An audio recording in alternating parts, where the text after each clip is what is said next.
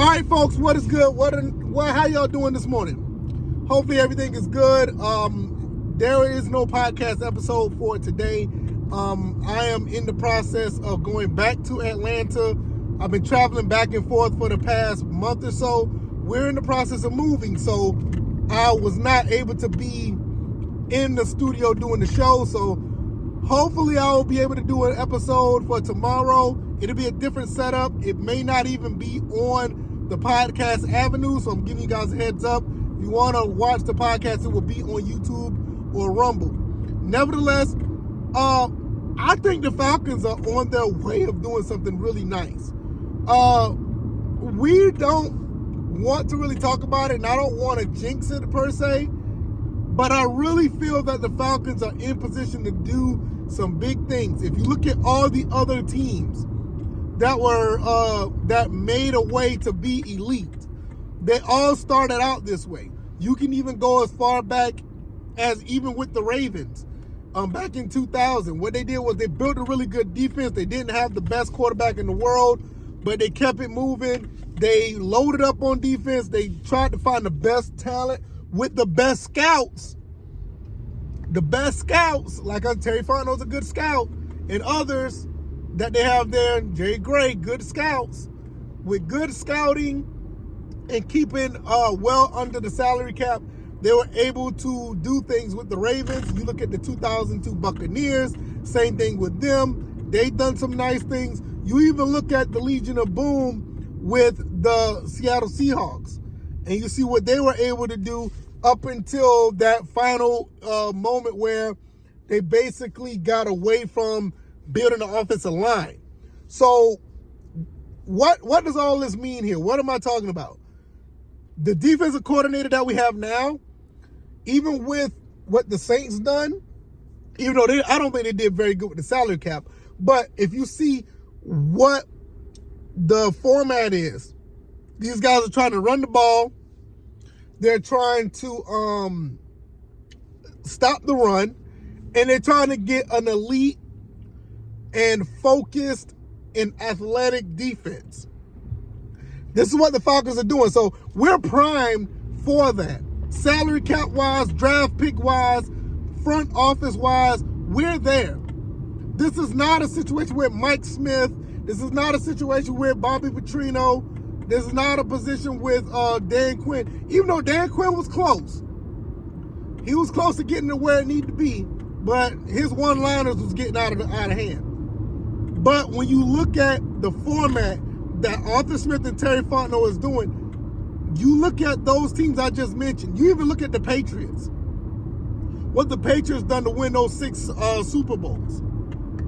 We're following that format.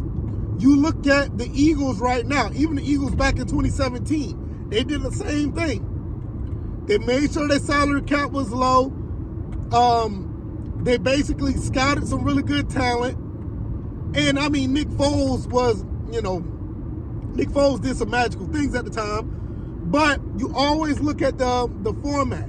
You did not necessarily have, not necessarily an elite quarterback, but you had a quarterback that didn't cost much. Tom Brady didn't kill the Patriots salary cap.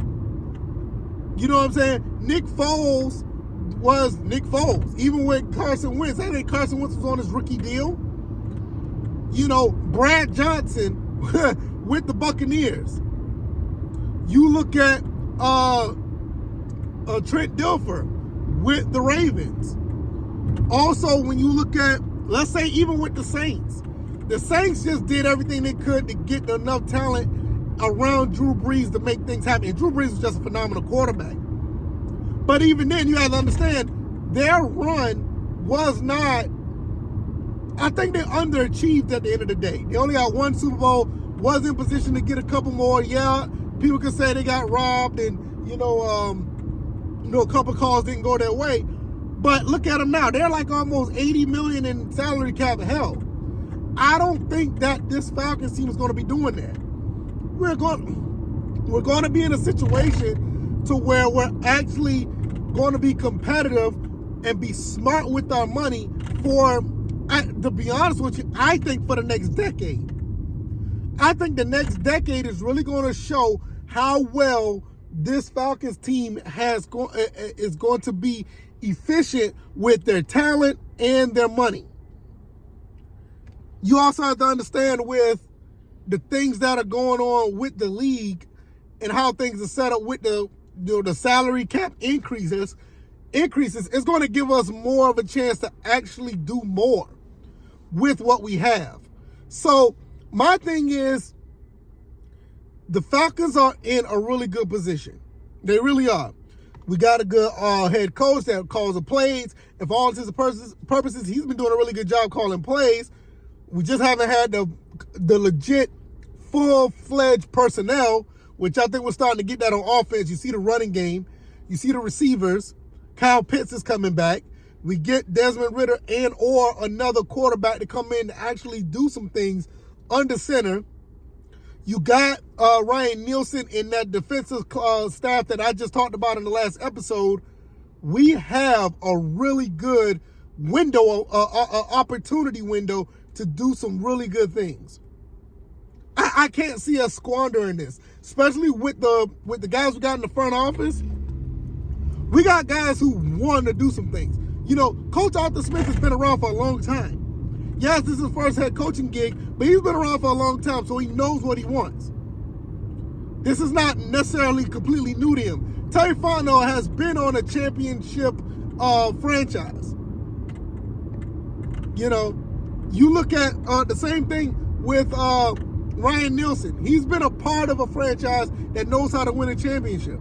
And he has that same mentality that the rest of the guys in the front office have. And you know what he did? He brought guys along with him that he's familiar with and guys that know how to scout and build talent. This is not a situation how it was in the past. This is not your, like I said, this is not your Dan Quinn, Bobby Petrino, Jim Mora, Mike Smith. And it's not a knock on any of those guys. But this is becoming a conglomerate. It's becoming an empire.